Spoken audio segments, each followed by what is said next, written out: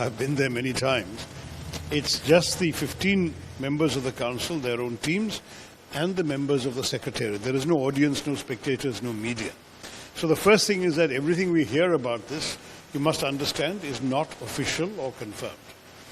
What we hear, however, from these background briefings that the media is reporting is that the meeting did not appear to have gone as well for Pakistan as they would have hoped. But they are one of them 15 members. So they are inside the room, India is not inside the room. So in these circumstances, Pakistan would have thought that they had an advantage, but the impression that we are getting is that a number of delegations asked very tough questions, in particular about the Lashkar-e-Toiba, its role, its initial claim of responsibility, and so on.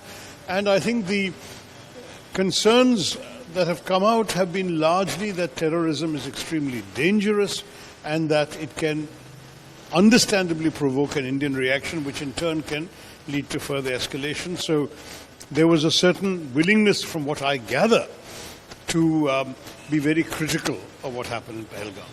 Honestly, beyond that, it is difficult to say. We need to wait for official statements. The Secretary General has issued a rather predictable statement expressing concern about the prospects of war. As far as the Council itself is concerned, there is going to be, at best, an informal statement agreed within consultation that will then come out. That has not happened so far as I know, but you're asking me literally a few minutes after the meeting has concluded. We don't know what the final outcome is. Secondly, there can be an official meeting of the Council. Some members may well say that given that Pakistan is a party to the dispute, to come up with an agreed position, having heard only the Pakistani view and not the Indian view, would not be right. And therefore some member states may suggest an open meeting of the Council. We don't know again. Don't forget that these are all being observed from a distance. I have no particular access to any official information anymore.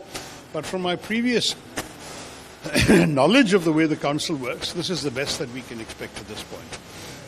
I am quite confident that the Council will not pass a resolution criticizing Pakistan because China will veto it. They will not pass a resolution criticizing us because many countries will object to it and probably veto it. So it is going to be more a call for peace and concern about terror and general kind of language.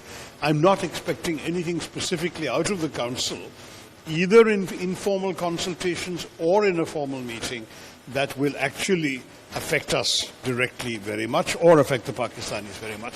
That is the sad reality of the way these things function.